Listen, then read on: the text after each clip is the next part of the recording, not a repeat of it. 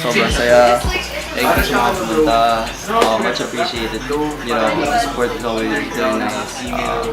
We put up events like this because we want to reach a bigger crowd, or like more people. We're always glad to see new faces, and like even if like the old faces aren't there, it's fine. Kasi I know naman how busy we all are.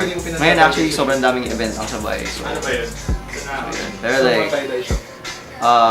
we still, you know, went through this kasi nga, it's always good to have places to be. So yun lang, super fun.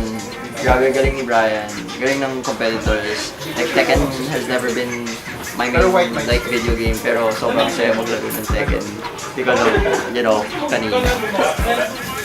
I'll sweat. Sure.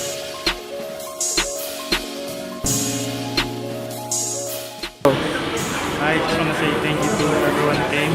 Salamat kina Brian, sa Chaiseng Lakan, sa Reina, Wednesday, si Jag. Hindi ka ba siya natatawa?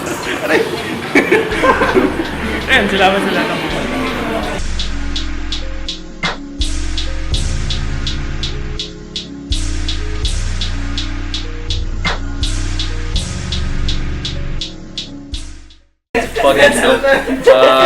I appreciate Season Pass. Shout out to Season Pass for putting me in for this workshop. And damn, the people, I appreciate the people. Thank you for appreciating my art.